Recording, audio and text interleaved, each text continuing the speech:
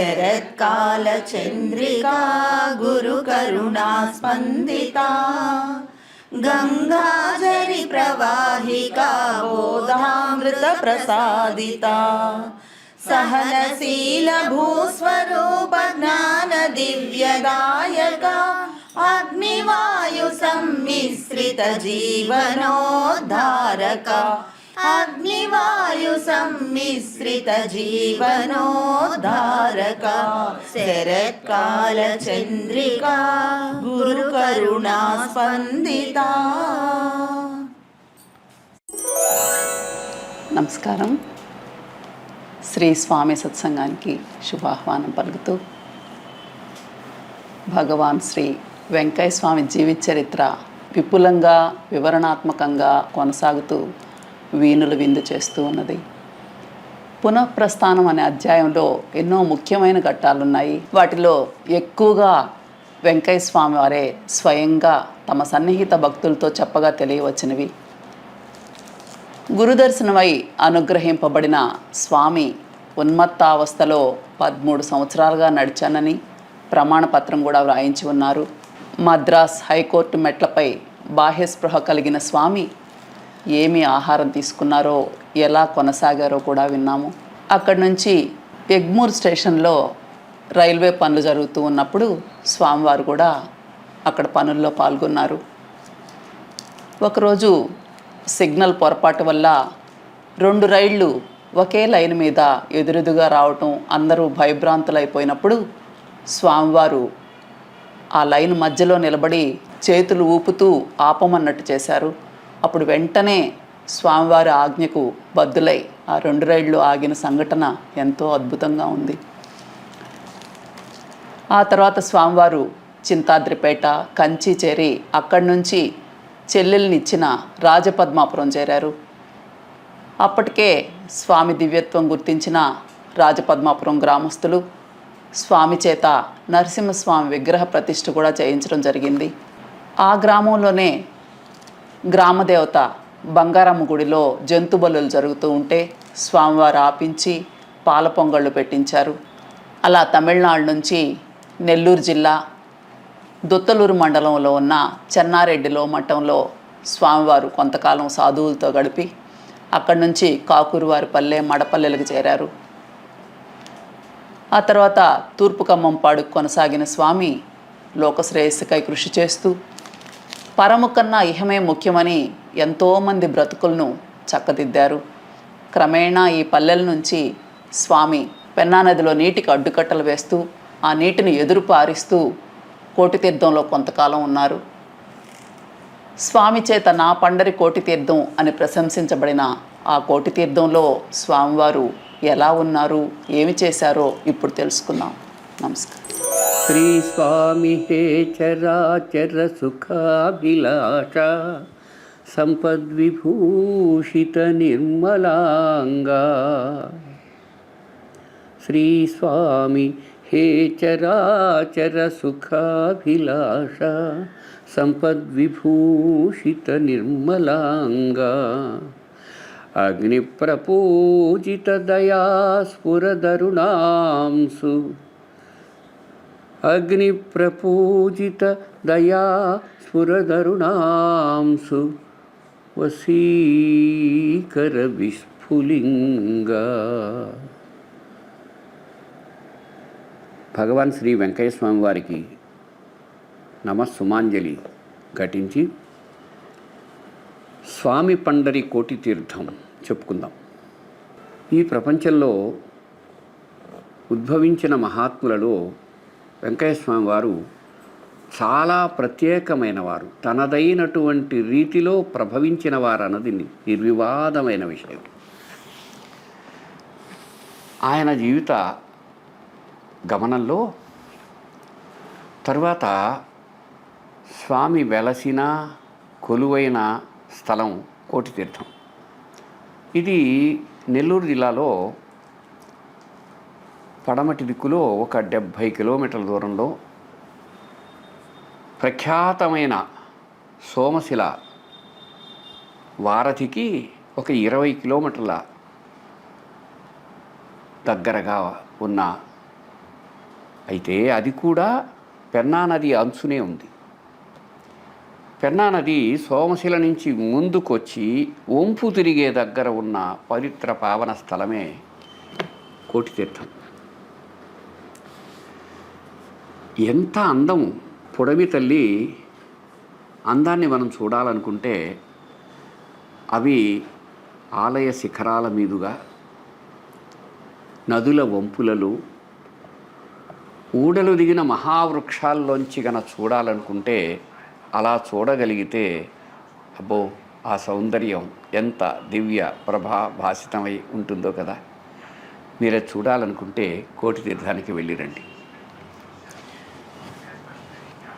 అలాంటి అందానికి, చందానికి, భూమాత దివ్య సౌందర్యానికి, పెన్నమ్మ తల్లి సువిశాలమైన సువిస్తారమైన పచ్చదనానికి కొలవు నెలవు కోటితీర్థం.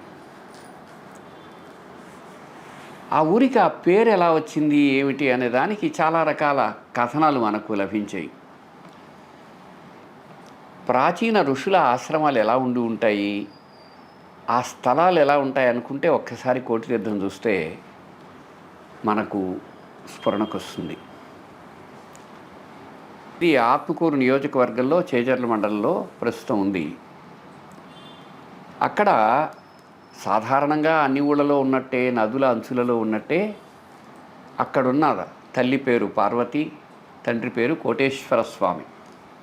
చాలా పాత ప్రాచీన దేవాలయం అక్కడ ఉంది. కోటేశ్వర స్వామి ఉన్నారు కనుక అది కోటి తీర్థమైంది. అక్కడున్న శివలింగాన్ని త్రేతాయుగంలో పరశురాముడు ప్రతిష్ఠించాడు అని చెప్పుకుంటారు. మరి కొందరైతే ఒకప్పుడు దీన్ని దక్షిణ కాశీ అని కూడా అన్నారట. మన భరత భూమిలో ఎన్నో అద్భుతమైన కథనాలు మనకు లభిస్తాయి కదా. అలాంటి ఒకటి ఈ కోటితీర్థంలో కూడా మనకు లభించింది చెప్పుకున్నాం. ఇక్కడ శివలింగం మెల్లమెల్లగా కాలగతిలో పుట్టతో కప్పబడి చీమల పుట్టలు బాగా వచ్చి కప్పబడిపోయిన తర్వాత కలియుగం వచ్చిందట.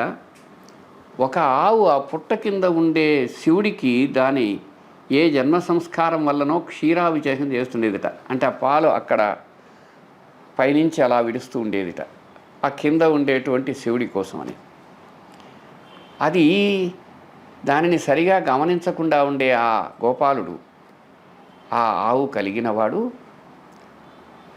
ఎక్కడ పోయింది ఏమిటని దూరం నుంచి చూచి అది అలా నిలబడి ఉండడం చూచి కోపంతో విసిరిన గండ్రగొడ్డలి ఆవు తప్పింది, శివుడికి తగిలింది. అంతే. ఆ దోషం వల్ల ఆ గోపాలుడు చూపు కోల్పోయి ఆ తర్వాత కోటీశ్వరుడిని ఎంతో ప్రార్థన చేసి పశ్చాత్తాపాగ్నిలో పరిశుద్ధుడయ్యాడు. అందుకని అతనికి మళ్ళీ చూపు తిరిగి వచ్చింది. అందుకే ఆ సంఘటన గుర్తుగా నేటికి ఆ శివలింగం మీద ఒక ఘాటు కనిపిస్తుంది అని చెప్పుకుంటారు జనం. సరే, ఆ చూపు వచ్చినటువంటి ఆ గోవుల కాపరి తన జరిగిన మేలుకు కృతజ్ఞతగా అక్కడ నేలంతా శుభ్రపరిచి చిన్న గుడి కట్టాడు. అదే ఆ గుడికి ప్రారంభము అని. కాలం గడిచింది. కొంతకాలానికి కోటిరాజు అనే పేరు కలిగినటువంటి ఒక సామంతరాజు తనకుండేటువంటి గోవులను తన దగ్గర ఉన్న డబ్బును తీసుకొని ఒక చోటు నుంచి మరో చోటికి పరివారంతో సహా పెన్నకు ఉత్తరాన వెళుతున్నట్ట. ఆయనతో పాటు కొద్దిమంది మాత్రమే పరివారం ఉన్నారు. అప్పుడు పెన్నకు అవతల వైపున గుర్రాల మీద దొంగలు రావడం కనిపించింది. ఆయన అనుచరులు చెప్పారు, అయ్యా వాళ్ళు చాలా ప్రమాదకరమైన వారు, వాళ్ళు గన వచ్చారంటే మనని దోచేసడమే కాదు మన ప్రాణాలు కూడా హరించవచ్చు అని సుదూరంగా ఉన్న వాళ్ళని గమనించి చెప్పేప్పటికీ ఆయన ఆ కోటేశ్వర స్వామిని ప్రార్థించాట, తండ్రి మమ్మల్ని కాపాడు, మీరు గన మమ్మల్ని కాపాడితే మీకు ఒక అద్భుతమైన ఆలయాన్ని నిర్మిస్తాం, మా ప్రాణాలు కాపాడడానికి అది మేము కృతజ్ఞతగా సమర్పించుకుంటాం అన్నారట. ఒక విచిత్రమైన విషయం ఉంది ఇక్కడ. పెన్నా నదిలో దానికి అక్కడక్కడ కొన్ని ఉపనదులు లాంటివి వచ్చి కలుస్తాయి. ఆ ప్రాంతంలో ఉండే నీళ్ళన్నీ ఒక్కసారి వచ్చేస్తాయి. దానిని పెన్నా నదిలో ఉన్నట్టుండి విపరీతంగా ప్రవాహం రావటం ఆ చుట్టుపక్కల వాళ్ళందరికీ తెలుసు. దాన్ని వెలిపెన్నా అంటారు. ఇప్పుడు కూడా ఉంది. ఎప్పుడైనా ఈ ప్రాజెక్ట్ కట్టిన తర్వాత అది తగ్గింది కానీ ఆ పైన మాత్రం వెలిపెన్న ఉంది. సరే, వెంటనే ఉన్నట్టుండి పెద్దగా ప్రవాహం క్షణాల్లో పెరిగిపోయి వెలిపెన్న వచ్చి వాళ్ళ అవతల ఆగిపోయారు. ఆ ఉధృతమైన ప్రవాహాన్ని దాటుకొని దొంగలు రాలేక ఆగిపోయారు. రాజపరివారం రక్షించబడ్డారు. ఆ విధంగా మొక్కును అనుసరించి ఆలయం నిర్మించాడట కోటిరాజు.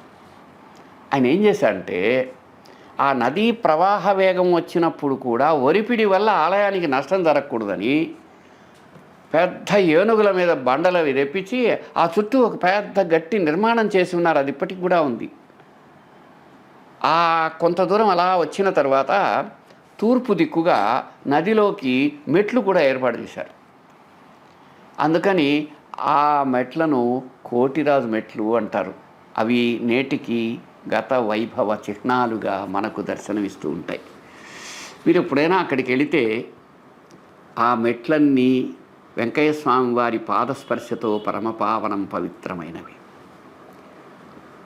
ఈ క్షేత్రంలో రాత్రి వేళల్లో కొంతమంది మహానుభావులు ఋషి పూజ చేస్తారని అనుకుంటూ ఉంటారు. రాత్రి వేళ సూక్ష్మ రూపంలో ఋషి పూజ జరుగుతుంది ఇక్కడ అనేది ఈ క్షేత్రంలో ఒక అనూచానంగా వస్తున్న నమ్మకం.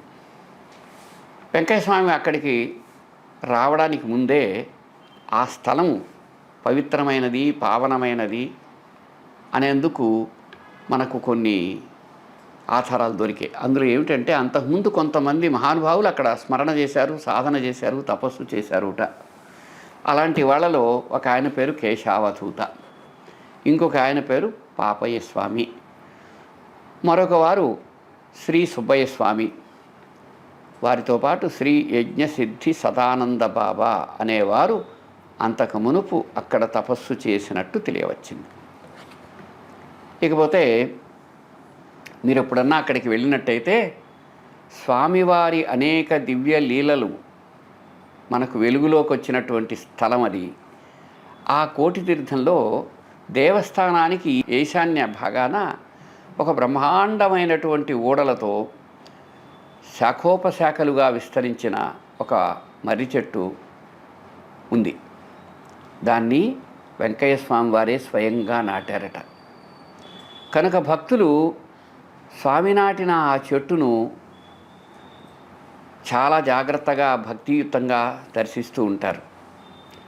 కొంతకాలం తర్వాత ఒక భక్తుడు, ఆయన పేరు రమణయ్య, ఆ చెట్టు చుట్టూ ఒక రచ్చ కూడా కట్టించాడు. అది శిథిలంగా ఉంది, నేడు కూడా ఉంది. గుడికి ఉత్తరాన గీతామందిరం, దాని పక్కనే వెంకయ్యస్వామి వారి మందిరం కూడా ఈనాడు వెలసి ఉన్నాయి. ఆ రోజుల్లో వెంకయ్యస్వామి ఎలా ఉండేవారు అంటే గోతాన్ని గోచిగా పెట్టుకొని ఒక నారంది, గోతపు నారను మొలతాడుగా వేసుకొని ఒక కపిలమోకు తుంటలు నెత్తిన ఒక కట్టగా పెట్టుకొని ఒక ముక్కను వెలిగించి ఎడమ చేతిలో పట్టుకొని తిరుగుతూ ఉండేవారట. ఒకసారి దాన్ని ఊహించుకోండి. నిరంతర అగ్నిహోత్ర పరాయణుడు ఆయన, ఒక అవధూత స్వామి, ఈ యావత్ విశ్వాన్ని తన నుంచి అభిన్నంగా చూడగలిగిన మహానుభావుడులాగా ఆ రోజు వెంకయ్యస్వామి దర్శనం ఇచ్చినట్టు మనకు అనిపిస్తుంది. అక్కడ వెలిగించిన గుండంలో పెద్ద మానులు అవన్నీ ఎప్పుడు రోజుల తరబడి అలా మడుతూ ఉండేవిట. స్వామి, 10 మంది కూడా మోయలేని మానులు మీరు ఎలా తెచ్చారయ్యా అంటే స్వామి నవ్వుతూ అనేవారట ముక్తసరిగా, రమ్మంటే రావా అయ్యా అంటే ఆయన ఆజ్ఞను ఏ విధంగా సృష్టి అంగీకరిస్తుందన్న మాట ఇందులో ఉంది. రమ్మంటే రావా అయ్యా. పెద్ద పెద్ద మానులు ఒక మనిషి మొయలేడు, అవి తీసుకొచ్చి నిరంతర అగ్నిహోత్రాన్ని వేల్చారన్నమాట. ఆ రోజుల్లో ఒక ఆయన పేరు పొడపాటి పెంచిలనాయుడు స్వామి దగ్గర కొంతకాలం ఉన్నాడు. అతను ఒక విషయం చెప్పాడు. ఒకరోజు స్వామి చలిజ్వరంతో వణుకుతూ మూలుగుతూ బాధపడుతూ ఉండటం చూచాడు ఆయన. అక్కడి నుంచి ఎక్కడికి వెళ్ళలేడు. అక్కడేం వైద్య సదుపాయం లేదు. సరే, దిగులు పడి అలసటగా ఉన్నాడు. ఇక్కడ ఒక విషయం గుర్తించాల.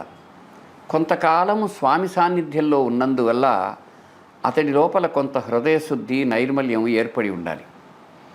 ఆ విధంగా ఆ పెంచలాయుడు ఒక మధ్యరాత్రి మెలకువ చూస్తే స్వామి అక్కడ కనిపించాల.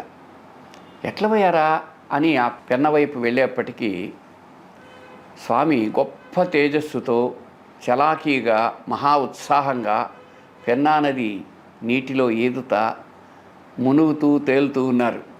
ఆయన అలా చూస్తే మామూలు మనిషిలాగా లేడు. చాలా చిన్మయంగా, తేజోవంతంగా, చిరునవ్వుతో నది నుంచి నడిచి వస్తున్న ఆయన్ను చూస్తే అతనికి అనిపించిందట, అయ్యన మానవ మాత్రుడు కాదు, మనం ఆయన అలా అనుకుంటున్నాం అంతే అని. ఇది ఒక ప్రత్యేకమైన సంఘటన మనకు తెలిసింది. సరే, ఆ తర్వాత వెంకయ్య స్వామి వారు ఏం చేసేవారంటే, మనకు తెలుసు కదా, ఆయన దగ్గర ఒక తంబూర ఉండేది. ఆ తంబూరను ఆయన శుద్ధం చేసుకుంటూ దానికి ఏదైనా పోతే దాన్ని ఆయన ఆ తంత్రులన్నింటినీ ఆయన సరి చేసుకునేవారు. వెంకయ్య స్వామి వారు తంబూర మీటడం, ఆ నాదంలో లీనమై ఉండడం భక్తులు ఎందరో చూశారు, మనం కూడా చూసాం. ఆ నాదాన్ని విన్నారు, మనం కూడా విన్నాం. కానీ కోటి తీర్థంలో స్వామి మాత్రము ఒక చాలా విచిత్రమైనటువంటి 2 సంఘటనలు ఆయన చేసినవి మనకు లభించాయి. ఒకటి ఏంటంటే సప్తతంత్రుల నాదానుసంధానం. ఒకటి ఇది. కోటి తీర్థంలో దేవస్థానంలో స్వామి 2 స్తంభాలు నాటారు. వాటికి 2 కొయ్యలు తాళ్లతో అడ్డం కట్టారు. ఆ కొయ్యల మధ్య 7 తీగలను తంత్రి అనే మాటకు అర్థం ఏంటంటే సన్నటి రాగి తీగ. అవి 7 తీగలు అమర్చి వాటి మధ్యలో తీగకు మధ్యలో చిన్న కొయ్య ముక్కలు ఉంచారు. అందులో సందు ఉంటుందన్నమాట. 3 దూరంలో ఆ తీగలకు కొంచెం దగ్గరగా 24 చిన్న చిన్న దొత్తలు, అంటే చిన్న చిన్న కుండలు, వాటిలో నీరు నింపి పెట్టేవారు. అప్పుడు ఒక్కొక్క తీగపై అట్లా నాదాన్ని వాయిస్తూ దాన్ని వింటూ ఉండేవారు. విచిత్రం ఏంటంటే ఆ శబ్ద తరంగాలకు, ఆ 7 తంత్రుల మీద వచ్చే శబ్ద తరంగాలకు ఆ కుండల్లో ఉండే నీరు స్పందించి కొంతసేపటికి ఇంకిపోయేవి. ఆయన మళ్ళీ నీరు నింపి రేయింబవళ్ళు అలా ఆయన సాధన చేసినట్టు తెలియవచ్చింది. ఈ విధంగా ఎప్పుడూ మరెవ్వరూ చేసినట్టు మనం వినలేదు, కనలేదు కూడా. ఆయన ఎందుకు చేశారు, ఏం చేశారో తెలిసిందే కానీ ఎందుకు చేశారో తెలియరాలేదు.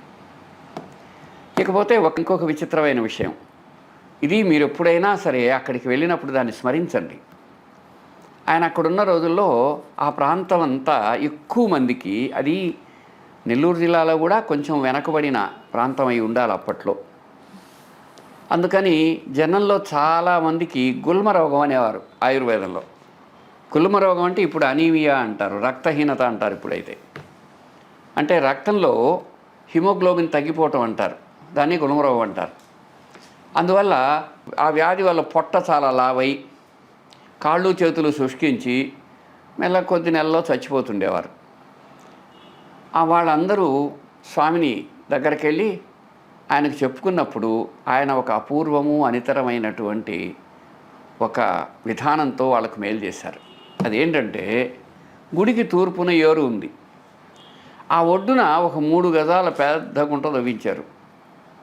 అందులో ఒక కపిలమోకు ముప్పేట, అంటే 3 పేటలో పెనవేసి దానిని గోతిలో ఒక మూరెడు పైకి ఉండేట్లాగా, అంటే ఒక ఒత్తిలాగా అమర్చి గోతిలో పెన్నా నది నీరు వచ్చేట్టు చూశారు. అంటే ఒక గుంట తవ్వి పెన్న నీళ్లు దానికి వచ్చేట్టు, ఆ నీళ్లలోంచి పైకి ఉండేట్టు కపిల మోకును పైకి పెట్టారన్నమాట.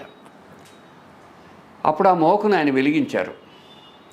అది ఎలా వెలిగిందంటే శుద్ధమైన చమురు దీపంలాగా వెలిగిందిట. ఇది తలిచినప్పుడు మనకేమనిపిస్తుంది, షిరిడీలో సాయినాథుల వారు నీటితో దీపాన్ని వెలిగించటం లాగా లేదా? అవును, అది కూడా అలాగే ఉంది.